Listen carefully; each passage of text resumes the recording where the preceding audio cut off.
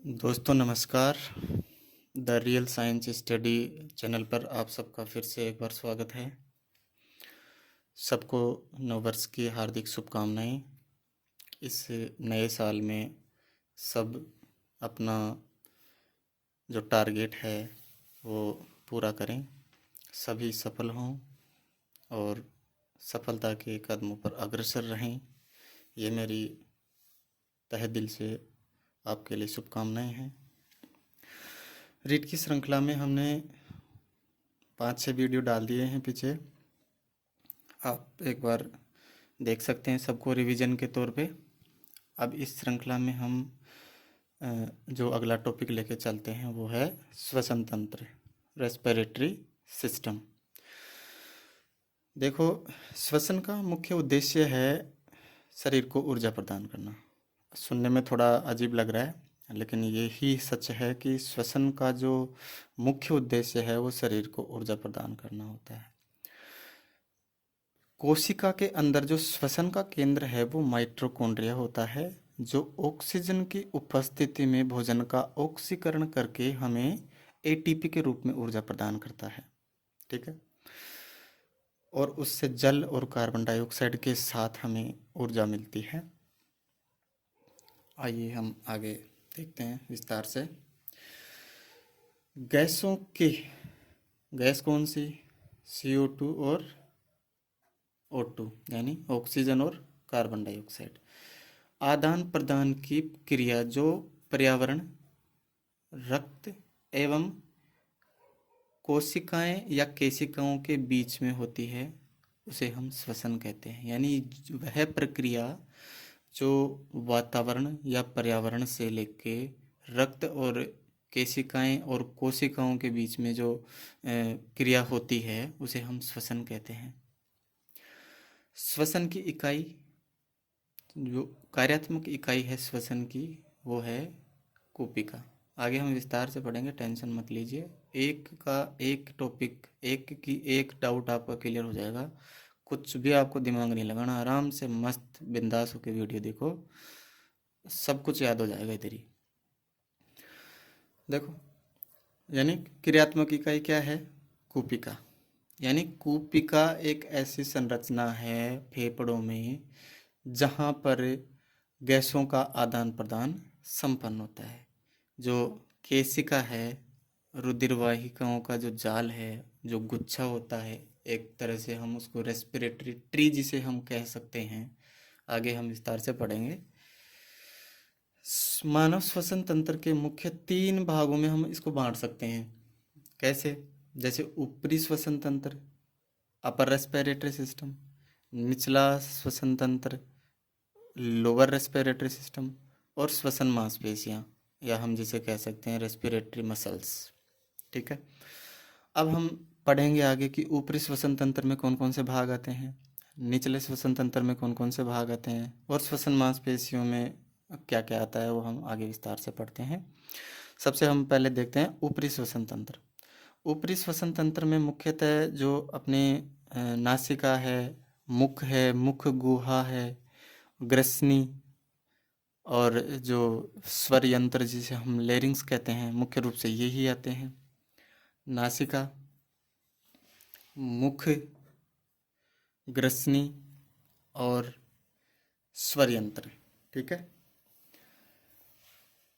अब नासिका क्या है? देखो, पहला श्वसन अंग जहाँ वातावरण की वायु शरीर में प्रवेश करती है, वो सबसे पहली जगह कौन सी है? नोज।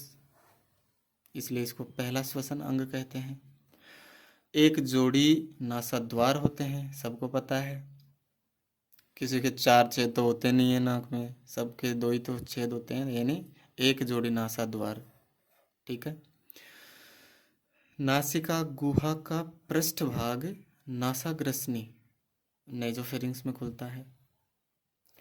जो नासिका गुहा का जो पृष्ठभाग है वो नासाग्रसनी नेजोफेरिंक्स इसे बोलते हैं। ग्रसनी को फेरिंग्स बोलते हैं। ठीक है दोस्तों, इसे हम फेरिंग्स बोलते हैं।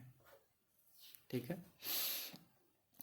तो नासिका में कौन कौन सी संरचनाएं होती हैं? देखो इसमें हम सबसे पहले बात करते हैं इसमें नासिका में महीन बाल होते हैं जो कि वातावरण से आने वाली धूल के कणों को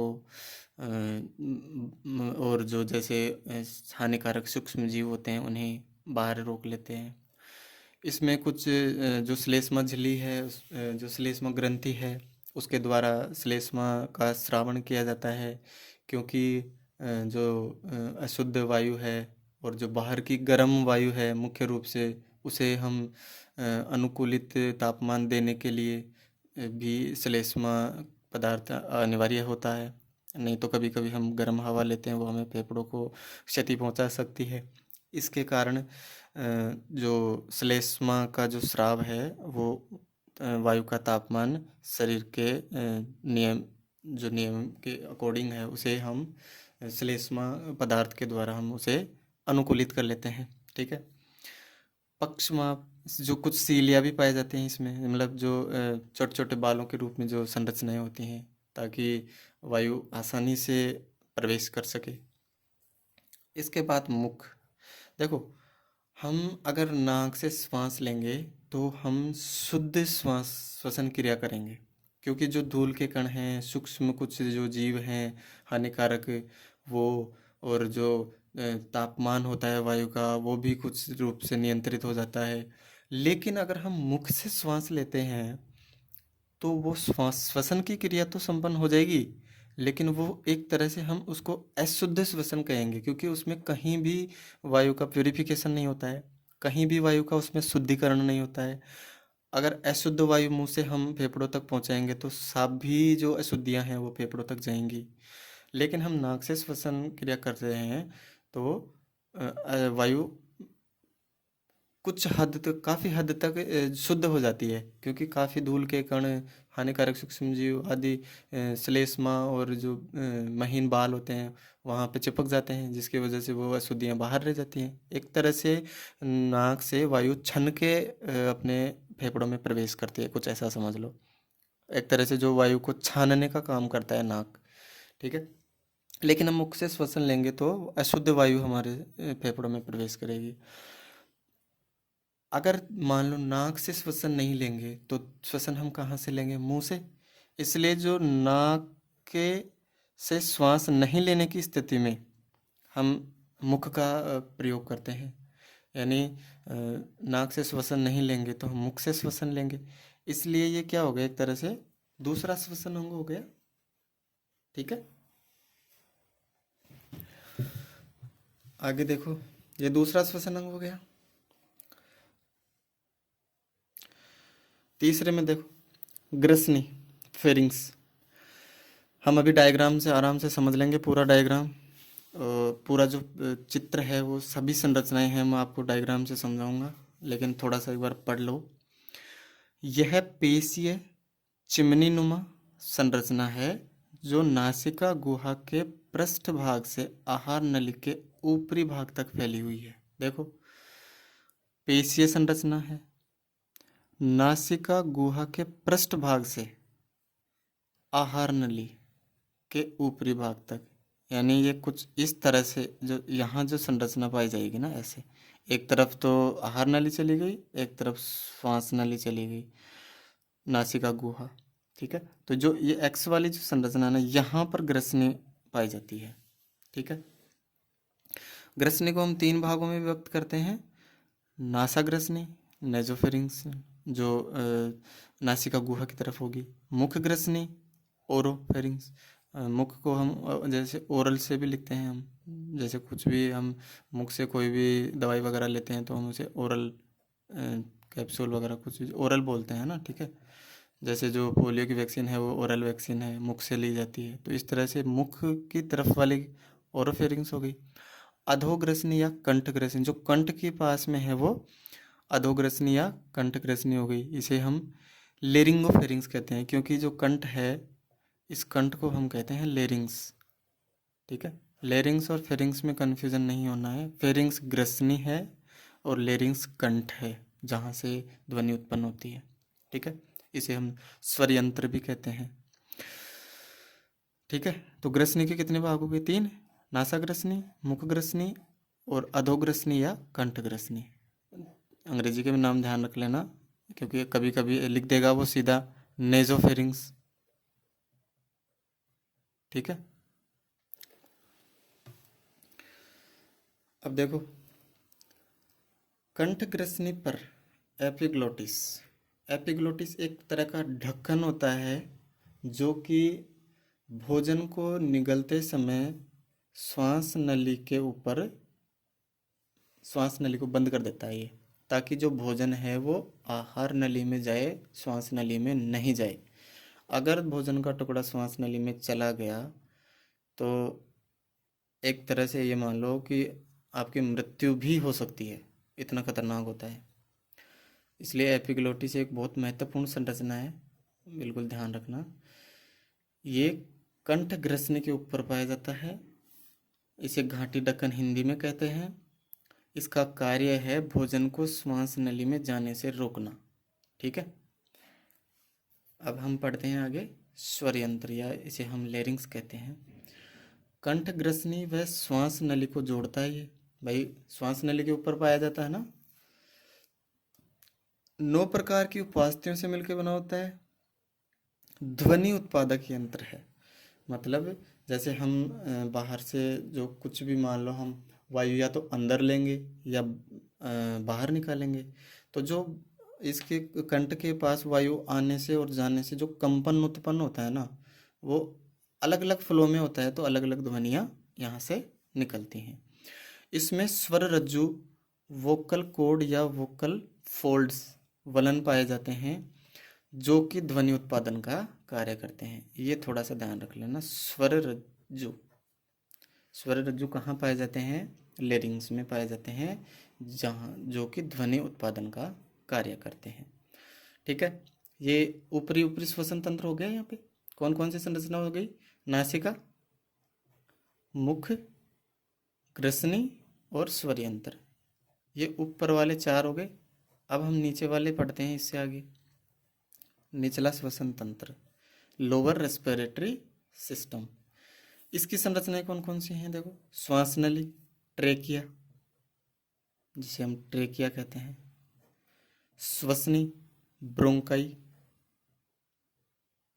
या ब्रोंकी कह दो, कुछ भी कह दो, ब्रोंकी। श्वसनिका, ब्रोंकियोल, फेफड़े, लंग्स। और ये जो मुख्य संरचना है ये है कूपिका, इसे हम एल्वियोलाई या एल्वियोली कहते हैं। ठीक है, श्वास नली सबसे पहले हम पढ़ते हैं ट्रेकिया। ये 5 इंच लंबी संरचना है। इसके ऊपर सी आकार के उपास्थल छल्ले पाए जाते हैं ताकि ये श्वास नली पिचके नहीं किसी भी स्थिति में। अगर श्वास नली पिचक गई तो श्वास अंदर जाएगा ही नहीं, तो इसको पिचकने से रोकने के लिए इसमें सी आकार के उपास्थल छल्ले पाए जाते हैं। यह कूट स्तरीय पक्षमाभी स्तंभाकार उपकला द्वारा रेखित सी आकार के उपास्थल छल्लों से बनी होती है। ये लाइन ध्यान रख लेना। कूट स्तरीय पक्षमाभी स्तंभाकार उपकला, सीधा एग्जाम में पूछ लेगा श्वास नली में कौन सी उपकला पाई जाती है। आपको अजीब अजीब से नाम मिलेंगे, ये एक नाम मिलेगा जिसे आपको सेलेक्ट करना है। इसे हम कहते हैं pseudo stratified ciliated columnar epithelium. ठीक है, pseudo stratified ciliated columnar epithelium. ये ऐसी संरचना होती है इसमें जो कि इस पे जो सीलिया पाए जाते हैं ना, ये वायु के मार्ग को आसान करते हैं। इसमें ऐसे अंदर की तरफ मुड़े हुए होते हैं ये, ताकि वायु आसानी से आ सके और आसानी से जा सके। सी शेप्ड, इसी आकार के उपास्थल छल्ले, हाईलाइन उपास्थि को कार्टिलेज हम बोलते हैं। ठीक है, कार्टिलेज श्वास नली को पिचकने से रोकते हैं। ठीक है, ये जो सी आकार के जो ये छल्ले होते हैं ये क्या करते हैं? श्वास नली को पिचकने से रोकते हैं ताकि जो श्वसन क्रिया है वो स्वाभाविक रूप से चलती रहे। श्वास नली स्वर यंत्र को श्वसनी से जोड़ती है। आगे श्वास नली दो भागों में विभक्त हो जाती है। श्वास नली क्या करती है? स्वर यंत्र को श्वसनी, ब्रोंकाई, आगे हम पढ़ेंगे अगला पाठ श्वसनी। तो ये श्वास नली को श्वसनी से जोड़ती है, ठीक है। स्वर यंत्र को श्वसनी से जोड़ती है श्वास नली। आगे की संरचना देखो, श्वसनी या जिसे हम कहते हैं ब्रोंकाई और श्वसनिका, दोनों साथ में ही पढ़ते हुए हम आसानी से समझ में आ जाएगा। श्वसनी ब्रोंकाई और श्वसनिका ब्रोंकियोल, ठीक है। ध्यान रखना, नाम बड़े नाम वाला बड़ा और छोटे नाम वाला अक्षर छोटे शब्द के साथ, यानी ये तो होता है श्वसनी और ये होता है श्वसनिका। ब्रोंकाई आ गया तो श्वसनी और ब्रोंकियोल आ गया तो श्वसनिका। श्वास नली अंत में दाईं और बाईं ओर श्वसनी में विभक्त होती है।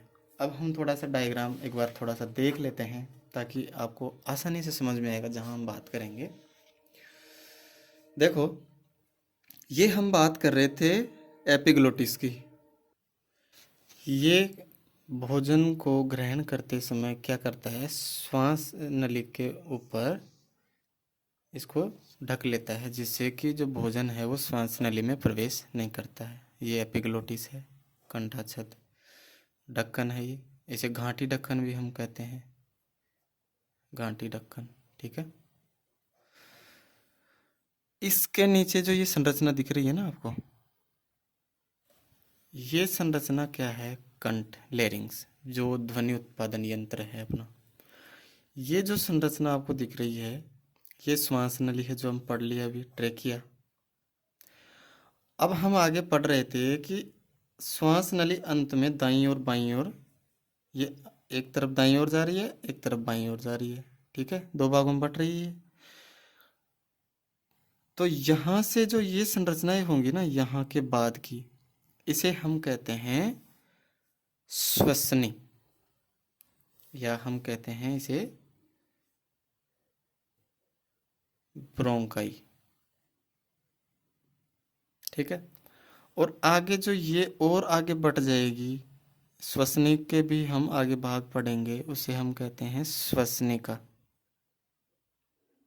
श्वसनिका, या हम इसे कहते हैं ब्रोंकियोल, ठीक है, श्वसनिका या ब्रोंकियोल।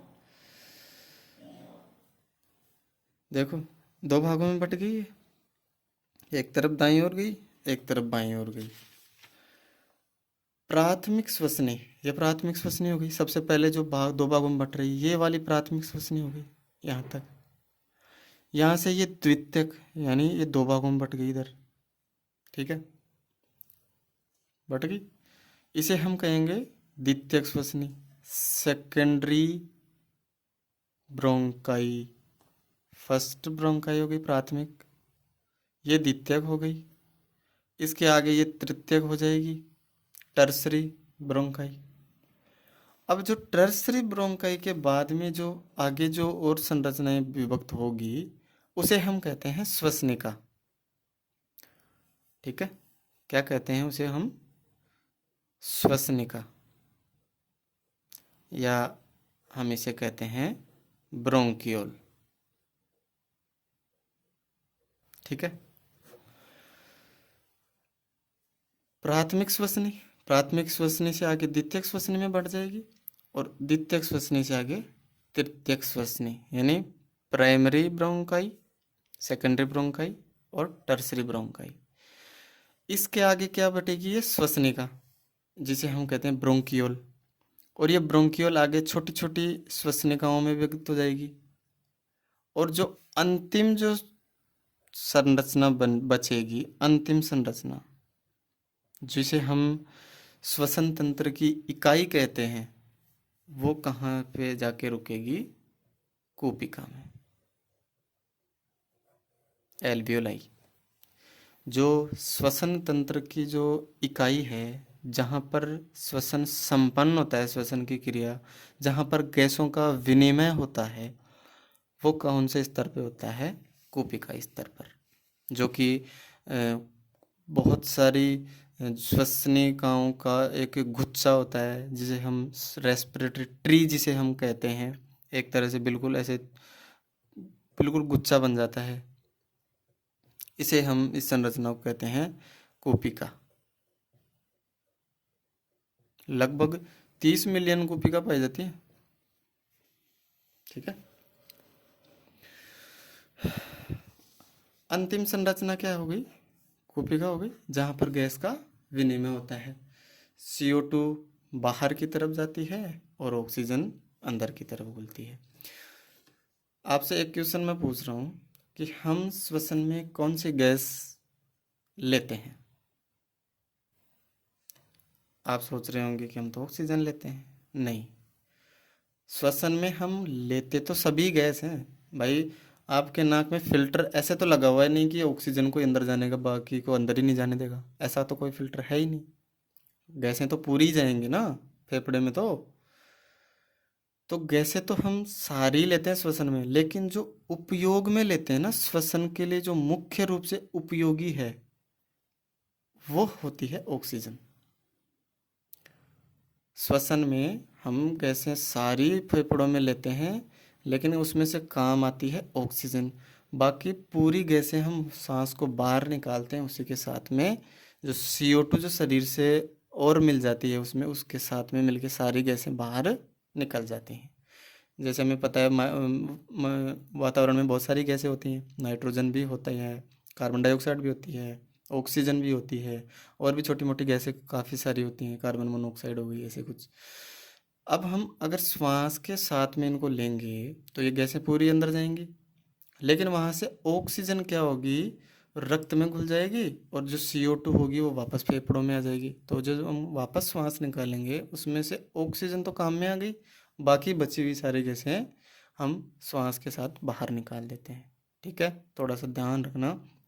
क्वेश्चन बनेगा हम श्वसन क्रिया में हम कौन सी गैस लेते हैं, उसमें आएगा ऑप्शन में ऑक्सीजन, कार्बन डाइऑक्साइड, नाइट्रोजन और उपरोक्त सभी। तो आपको उपरोक्त सभी करना है।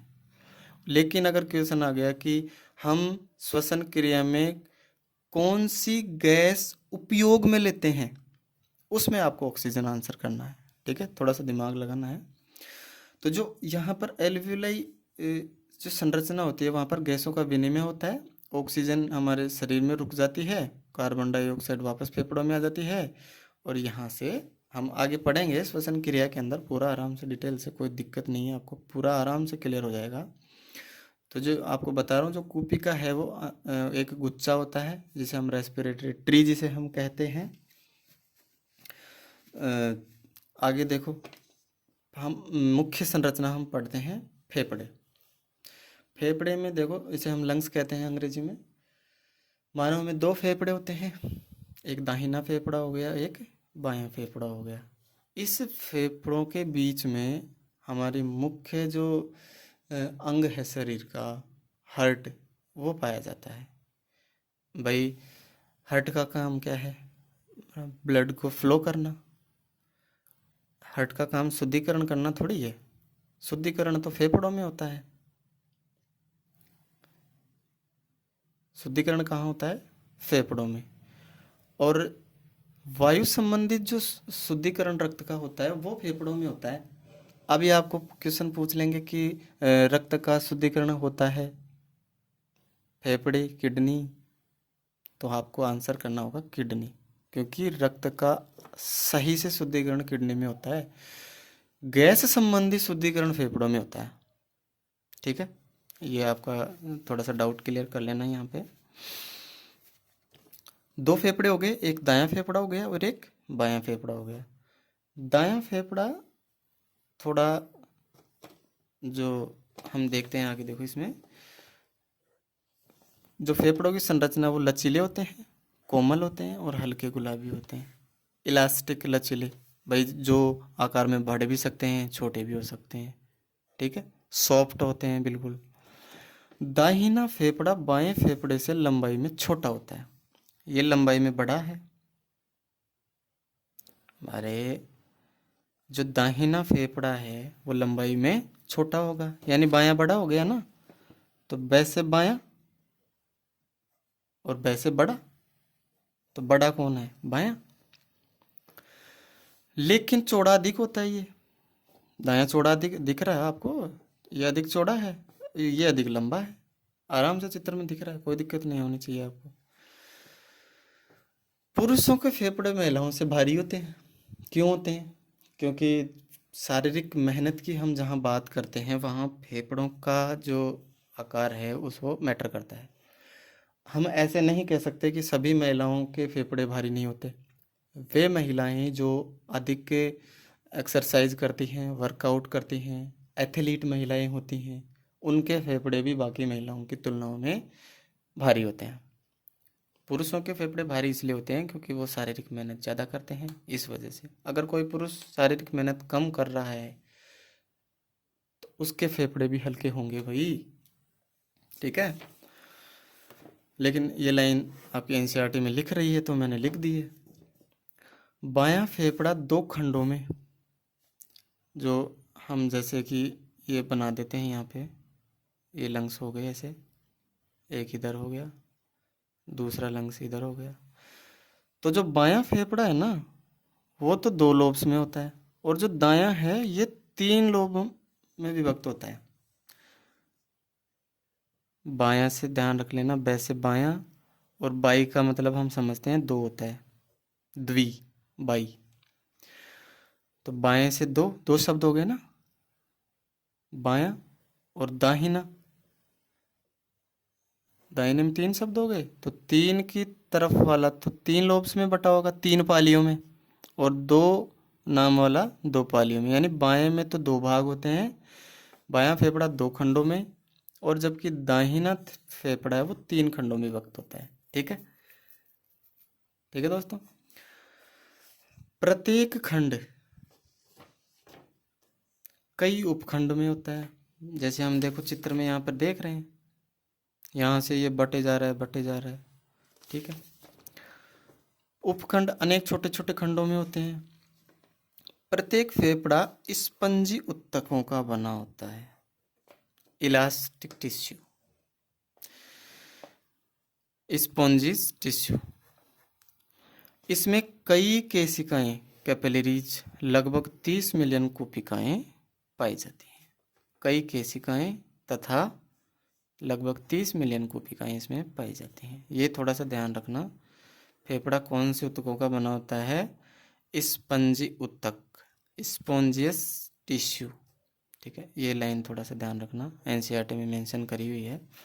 आपको पूछ लेगा कि फेफड़ा कौन से ऊतकों का बना होता है, ठीक है, तो स्पंजी ऊतकों का बना होता है। इन फेफड़ों में कई तो केशिकाएं पाई जाती हैं और लगभग 30 मिलियन कोशिकाएं, ये आंकड़ा भी आपके एनसीईआरटी में लिख रहा है। कोशिका श्वसनिका का अंतिम सिरा होते हैं। हम यहाँ पे देख रहे हैं भाई, ये ब्रोंकाई में बटा, ब्रोंकाई से ब्रोंकियोल, फिर सेकेंडरी, टर्सरी, ऐसे करता करता लास्ट में कौन सी संरचना बनेगी? कोशिका। तो ये क्या हो गया? जो श्वसनिका, ब्रोंकियोल का अंतिम सिरा हो गया ये, जहाँ से जो गैसों का विनिमयकरण होता है। इसीलिए हम कोशिका को क्या कहते हैं? श्वसन तंत्र की इकाई कहते हैं, ठीक है। जो अंतिम सिरा होता है कोशिका, जो असंख्य केशिकाओं से घिरा रहता है। केशिकाओं में रक्त का प्रवाह होता है, जहाँ पर कार्बन डाई युक्त जो रक्त होता है वो आता है, और कार्बन डाई ऑक्साइड तो फेफड़ों में आ जाती है और ऑक्सीजन उसमें घुल जाता है, यानी वहाँ पर रक्त का शुद्धिकरण हो गया। हम पढ़ते हैं कि जब रक्त हृदय से प्रवाहित होता है तो एक तरफ अशुद्ध रक्त आता है और दूसरी तरफ से शुद्ध रक्त निकलता है। तो वो शुद्ध रक्त होता शुद्ध कहाँ है? फेफड़ों में ही तो होता है ना। तो वो केशिकाओं में जो अशुद्ध रुधिर होता है वहाँ से CO2 फेफड़ों में चली जाती है और ऑक्सीजन उसमें मिल जाती है। तो CO2 वाला रक्त तो अशुद्ध हो गया, और ऑक्सीजन मिलने के बाद में वो रक्त अशुद्ध हो गया, क्योंकि वहाँ से CO2 तो बाहर निकल गई। तो इसलिए रक्त शुद्धिकरण हो जाता है रक्त का। तो ये केशिकाओं में रक्त बहता है, तो यहाँ से ही तो शुद्धिकरण होगा। कूपिका में सल की उपकला, ये भी एक आप थोड़ा सा दिमाग में रखना। कूपिका में कौन सी उपकला पाई जाती है? सल की उपकला। स्क्वेमस एपिथीलियम, स्क्वेमस एपिथीलियम, सल की उपकला पाई जाती है, जो पंक्तियों में पाई जाती है, जो केशिका में प्रवाहित रुधिर से गैसों के विनिमय में मदद करती है। ये उपकला एक तरह से एक वो मान लो, इसको पट्टी मान लो आप भी, जहाँ से वो गैसों का विनिमय होगा ना, वो पट्टी मान लो इसको आप, उपकला को। भाई इधर से जैसे ये हो गई उपकला, यहाँ से ऑक्सीजन अंदर जाएगी और CO2 बाहर निकल जाएगी, ठीक है। तो एक तरह से ये गैस के विनिमय में क्या करता है? मदद करता है। अब थोड़ा सा हम डायग्राम को देख लेते हैं। देखो, ये एपिग्लोटिस हो गया, घाटी ढक्कन, जो कि भोजन को जाने से रोकेगा। इसमें ये C आकार के छल्ले पाए जाते हैं, उपास्थल छल्ले, ठीक है। C आकार के छल्ले पाए जाते हैं। ये इसका काम क्या होता है? ये इसको पिचकने से रोकते हैं। आगे चल के ये दो दाईं तरफ और बाईं तरफ दो भागों में बढ़ जाती है। एक तरफ का ये बायां फेफड़ा हो गया, ये दायां फेफड़ा हो गया, ठीक है। और इनके बीच में देखो ये हृदय पाया जाता है, जहाँ पर अशुद्ध और शुद्ध रक्त का जो परिवहन का काम करता है, पंपिंग का काम करता है, वो क्या करता है? हृदय के द्वारा होता है। यहाँ से शुद्ध इधर से शुद्ध रुधिर जाएगा, फिर ये शरीर से अशुद्ध रुधिर ग्रहण करके पूरी ऑक्सीजन कार्बन डाइऑक्साइड को यहाँ लाएगा, यहाँ पर अशुद्ध रुधिर हो गया। फिर से ये रुधिर यहाँ पे शुद्धिकरण होगा और फिर से ये इधर से जाएगा, ठीक है।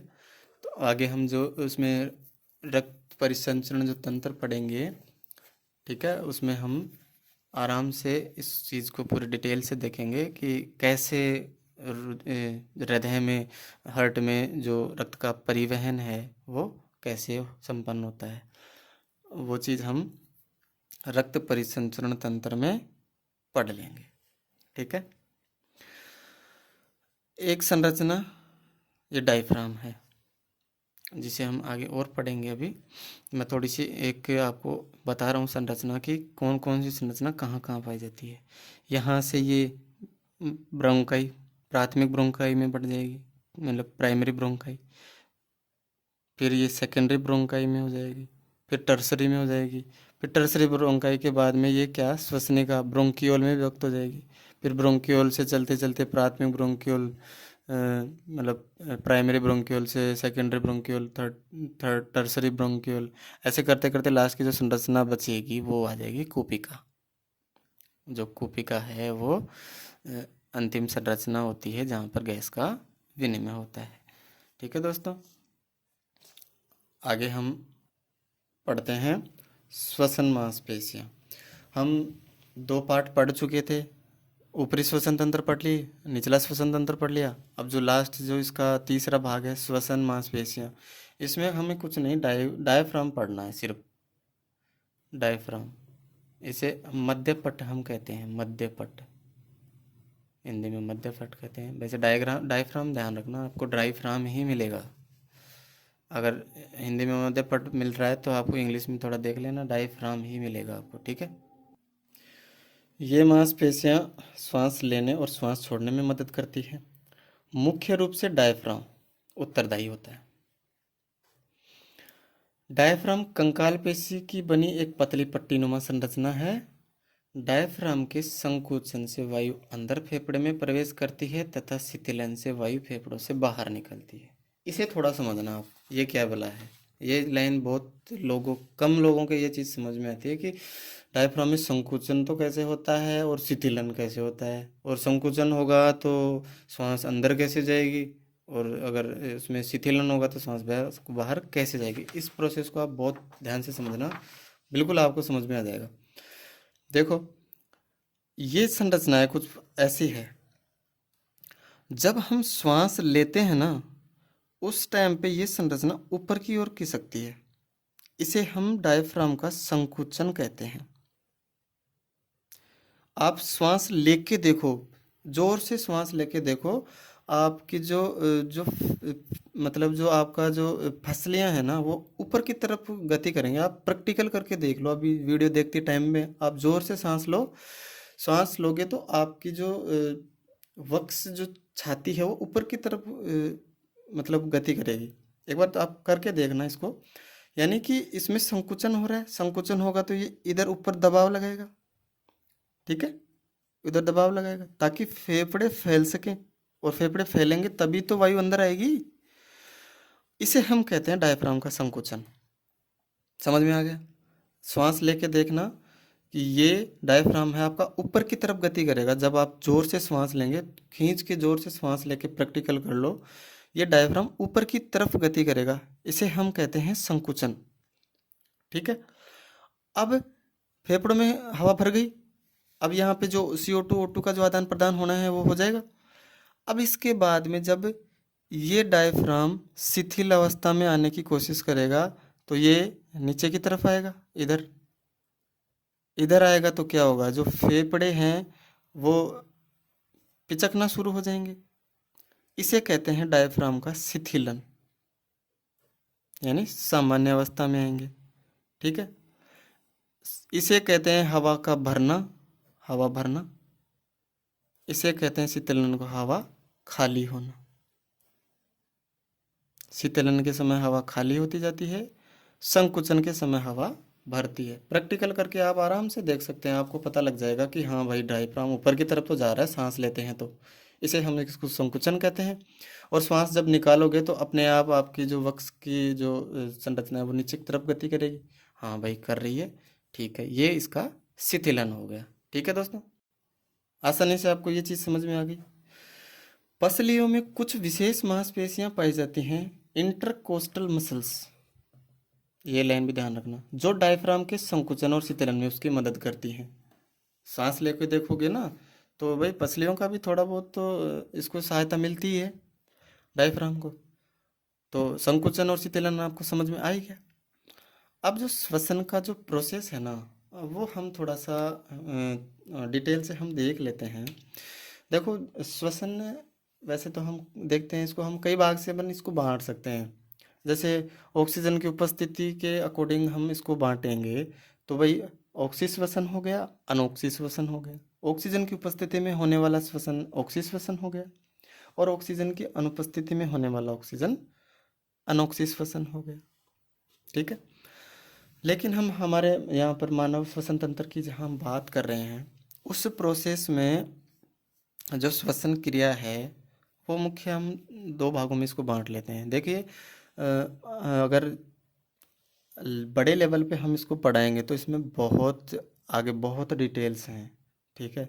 इसमें आगे बहुत सारा प्रोसेस है। इसमें श्वसन संबंधी इसमें आयतन भी हैं, ज्वारीय आयतन है, निःश्वसन आरक्षित आयतन है, जिसे हम बोलते हैं टाइडल वॉल्यूम को टीवी बोलते हैं, ज्वारीय आयतन को। निःश्वसन आरक्षित श्वसन है, इंस्पायरेटरी रिजर्व वॉल्यूम IRV है। अलग अलग आयतन होते हैं ये।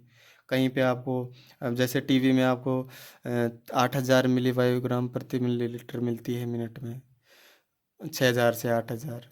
और जो IRV है उसमें 2500 से 3000 मिलीलीटर, ऐसे मतलब बहुत डिटेल से है। ये आपको मेरे हिसाब से नहीं पढ़ना चाहिए, रीड के स्तर पर तो शायद नहीं होना चाहिए, लेकिन अब हम क्या ही बताएं आपको, स्तर के अनुसार तो ज़्यादा नहीं होना चाहिए। अब हम देखो थोड़ा सा देखते हैं, एक तो होता है श्वसन दर, श्वसन दर, और एक होता है हार्ट, जिसे हम कहते हैं हृदय स्पंदन, हृदय स्पंदन दर। ये होती है 16 से 20 प्रति मिनट। इसे ध्यान रखना, आप 90% गलत करके आ जाओगे। श्वसन निम्न में से श्वसन दर है, आपको ऑप्शन देगा 72 प्रति मिनट। आप सीधा यही पहला ही ऑप्शन मिलेगा और आप इसको टिक करोगे, आगे देखोगे ही नहीं क्या है। थोड़ा सा दिमाग लगाना यहाँ पर, श्वसन दर पूछ रहा है, ये 16 से 20 ही होती है प्रति मिनट है। आप सोचोगे कि ये क्या चीज़ हो गई, भाई हम श्वास लेते हैं और छोड़ते हैं ना, उसे हम श्वसन दर कहते हैं, और वो हम 1 मिनट में 16 से 20 बार ही करते हैं। लेकिन जो हृदय की जो धड़कन है ना, वो होती है 72 पर मिनट, प्रति मिनट। वो होती है हार्ट बीट जिसे बोलते हैं। यहाँ पर गलत मत कर देना, श्वसन दर अलग चीज है, हार्ट बीट अलग चीज है। ठीक है। तो हम यहाँ से हम श्वसन की क्रिया को 2 भागों में हम बांट लेते हैं। एक हो गया बाह्य श्वसन, या जिसे हम कहते हैं एक्सटर्नल रेस्पिरेशन। एक हो गया इंटरनल रेस्पिरेशन। अब हम सोचते हैं कि ये श्वसन की क्रिया संपन्न कैसे होती है।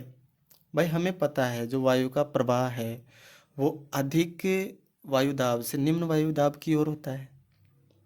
ठीक है। तो चलो ये तो हमें समझ में आ गया कि अधिक वायु दाब कैसे फेफड़ों में अधिक हो जाता है और उन्हीं फेफड़ों में कैसे कम हो जाता है।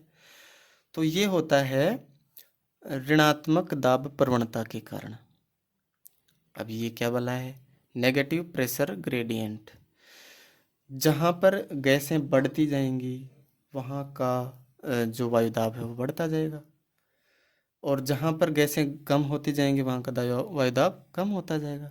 तो वायुमंडल और कूपिका के मध्य ऋणात्मक दाब प्रवणता तथा डायफ्राम के संकुचन और शिथिलन के कारण श्वसन की क्रिया संपन्न होती है। ठीक है, समझ में आ गया। भाई कहीं तो वायुदाब ज्यादा होगा, कहीं तो कम होगा, तभी तो गैस का विनिमय हो पाएगा ना, क्योंकि गैस का तो विनिमय अधिक वायुदाब से कम वायुदाब की ओर होता है। तो जब हम श्वास लेते हैं उसमें ऑक्सीजन की मात्रा ज़्यादा होती है, मतलब कि फेफड़ों में जो ऋणात्मक दाब प्रवणता उत्पन्न होगी, यानी कम वायुदाब होगा। कम वायुदाब होगा तो वातावरण का वायुदाब यहाँ से ज़्यादा हो गया, तो वायु फेफड़ों में अंदर प्रवेश कर जाती है। समझ में आ गया। और यहाँ पर ऑक्सीजन की मात्रा जो ज़्यादा होती है और यहाँ पर कार्बन डाइऑक्साइड की रक्त में ज़्यादा होती है, तो ज़्यादा से तो कम की ओर आ जाएगी वायु कार्बन डाइऑक्साइड, और जो इधर से ऑक्सीजन ज़्यादा है वो कम की ओर रक्त में चली जाएगी। इस तरह से गैसों का विनिमय यहाँ पर संपन्न होता है। तो हम एक तरह से बात कर लेते हैं कि जो श्वसन है वो क्या है, कि वायु का मतलब ऑक्सीजन की परिप्रेक्ष्य में ही हम बात कर लेते हैं, वायु का या ऑक्सीजन का फेफड़ों में प्रवेश करना। ये तो हो गया अंतःश्वसन। देखो अलग चीज है अंतःश्वसन और उच्च श्वसन। एक होता है बाह्य श्वसन और आंतरिक श्वसन, दोनों अलग चीजें हैं, ध्यान रखना। हम श्वसन क्रिया को 2 स्तरों में संपादित कर सकते हैं, एक बाह्य श्वसन हो गया, एक आंतरिक श्वसन हो गया। आप इसे इंस्पिरेशन और एक्सपिरेशन से मत पढ़ना, इंस्पायरेशन और एक्सपायरेशन की तरह से मत पढ़ना। आप सीधा पढ़ना बाह्य श्वसन एक्सटर्नल रिस्पिरेशन, और एक पढ़ना आंतरिक श्वसन।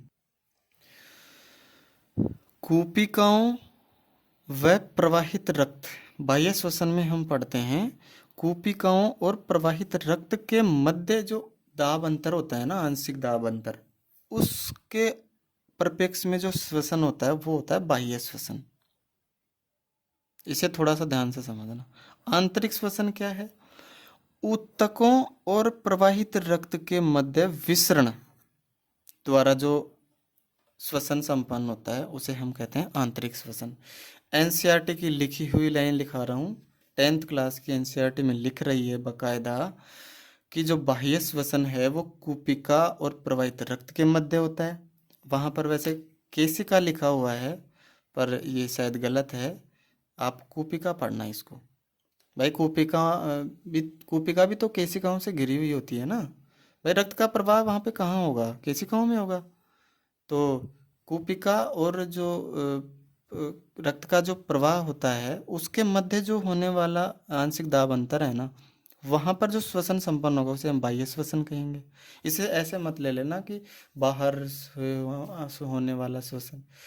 हाँ, जो श्वसन क्रिया है उस क्रिया को अगर हम दो भागों में बांटेंगे ना, मतलब जो क्रिया विधि है ना, क्रिया विधि, उसको हम दो भागों में बांटेंगे तो हम उसे अंतः श्वसन और बाह्य श्वसन में बांट सकते हैं, जिसमें से हम कह सकते हैं कि श्वास लेना अंतः श्वसन हो गया, श्वास लेना उच्च श्वसन हो गया, यानी एक्सपायरेशन।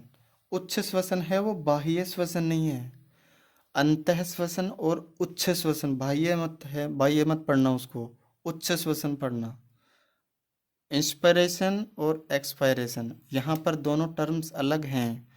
एक्सटर्नल रेस्पिरेशन और इंटरनल रेस्पिरेशन, ऊतकों और प्रवाहित रक्त के मध्य संपन्न होने वाला इंटरनल, और कूपिका और प्रवाहित रक्त के मध्य होने वाला एक्सटर्नल। इसे ध्यान रखना, ठीक है। एक तरह से हम यहाँ थोड़ा सा ऐसे पढ़ लेते हैं, ये कूपिका हो गई, ठीक है। यहाँ से ये रक्त प्रवाह पढ़ रहे हैं अपन, ये रक्त का प्रवाह हो रहा है, और इधर से ये हम मान लेते हैं ये ऊतक हो गया। तो देखो कूपिका, ये तो कूपिका हो गई और ये प्रवाहित रक्त हो गया। इसके जो मध्य श्वसन हो रहा है ना आंशिक दाब के अंतर, भाई ऑक्सीजन मिलेगी CO2 बाहर निकलेगी, ऑक्सीजन मिलेगी CO2 फेफड़ों में आएगी। तो यहाँ पर जो ये प्रक्रिया संपन्न हो रही है ना, ये तो एक्सटर्नल श्वसन है। लेकिन जो ऊतक और प्रवाहित रक्त के मध्य है, रक्त में ऑक्सीजन घुल गई तो ये ऑक्सीजन ऊतक तक जाएगी, और ऊतकों में यहाँ पर क्या है, कार्बन डाइऑक्साइड बढ़ गई, ये रक्त में जाएगी। तो यहाँ पर जो ये आदान प्रदान विनिमय हो रहा है ना, ये विसरण डिफ्यूजन के माध्यम से पूरा होता है, इसे हम कहते हैं इंटरनल श्वसन। इस तरह से इस चीज़ को पढ़ना, ठीक है, इस तरह से इस चीज़ को पढ़ना। आगे हम जो श्वसन से संबंधित रोग हैं, हम रोग एक साथ ही पढ़ लेंगे। पाचन से संबंधित, श्वसन से संबंधित, जनन से संबंधित सभी रोग हम एक साथ पढ़ लेंगे। श्वसन में भी बहुत सारे रोग हैं, अस्थमा है, श्वसनिशोथ, ब्रोंकाइटिस है, वात स्फीति, एम्फाइसीमा है, और निमोनिया का कुछ है, लंग्स कैंसर है, सिलिकोसिस और एस्बेस्टोसिस है, ठीक है। ये हम एक साथ ही पढ़ लेंगे, क्योंकि रोग का हम एक जगह अगर पढ़ेंगे तो हमें ज़्यादा याद रह पाएगा, और आपको रोग भी हम बहुत अच्छे तरीके से डिटेल से पढ़ा देंगे, कोई दिक्कत नहीं है। अब हम थोड़ा सा लास्ट में एक संरचना है उसे हम देख लेते हैं। वो संरचना क्या है कि जो श्वास नली का विभाजन है ना, वो किस तरह से है, वो हम थोड़ा सा देख लेते हैं। कि हम अभी देख रहे थे कि श्वसनी है, श्वास नली से आगे ये श्वास नली है जो आगे दो भागों में बढ़ जाती है, प्राथमिक श्वसनी, द्वितीयक श्वसनी। ये कैसे, मतलब हम इसको आराम से देख के समझते हैं कैसे होता है ये। देखो ये वाली जो संरचना है, ये इसे हम कंठ कहते हैं, लेरिंग्स जो ध्वनि उत्पादन का कार्य करती है। सी आकार के छल्ले इसमें पाए जाते हैं श्वास नली में, ट्रेकिया में, ठीक है। यहाँ से क्या होता है, ये ट्रेकिया एक बाईं तरफ चला जाती है और एक दाईं तरफ चली जाती है, और यहाँ पर इस वाले भाग को हम कहते हैं श्वसनी, या इसे हम प्राथमिक श्वसनी भी कह सकते हैं, ठीक है। यहाँ से ये द्वितीयक श्वसनी में विभक्त हो जाएगी, ब्रोंकाई, ठीक है। और यहाँ से ये द्वितीय से तृतीय में टर्सरी ब्रोंकाई, और टर्सरी ब्रोंकाई के बाद में क्या है, ये श्वसनिका में विभक्त होती है, ब्रोंकियोल, ठीक है। ट्रेकिया, ब्रोंकाई और ब्रोंकियोल, इन चीज़ों को समझना। ये ट्रेकिया हो गया, ये ब्रोंकाई हो गई, और ये जो संरचना है ये श्वसनिका हो गई। और इस श्वसनिका के बाद में जो गुच्छा पाया जाएगा, बहुत सारी श्वसनिकाएं और इनके ऊपर केशिकाओं का जाल पाया जाता है, इसे हम कहते हैं रेस्पिरेटरी ट्री, श्वसन वृक्ष, ठीक है। तो ये संरचना होती है, और इसमें संरचना में जो लास्ट अंतिम जो सिरा होता है वो होता है कूपिका। ये कूपिका, यहाँ से इसी कूपिका के मध्य झिल्लियाँ पाई जाती हैं, जो कि उन झिल्लियों में जो गैस को जब विनिमय होता है वो वहाँ पर संपन्न होता है। ठीक है दोस्तों, यहाँ पर आपका ये श्वसन तंत्र जो पूरा होता है। इसके आगे आपको कौन सा टॉपिक पढ़ना है आप कमेंट करके बता सकते हैं। आपने वीडियो को बहुत प्यार दिया है, इसके लिए मैं आपका तहे दिल से धन्यवाद ज्ञापित करता हूँ। और मैं आपको बहुत बड़ा धन्यवाद यहाँ पर देता हूँ कि आपने इतना अच्छा रेस्पॉन्स मुझे दिया। धन्यवाद दोस्तों, खुश रहिए, मस्त रहिए, बिंदास पढ़िए, टेंशन लेके पढ़ना नहीं है, एकदम मस्त बिंदास होके पढ़ो। ठीक है दोस्तों, थैंक यू।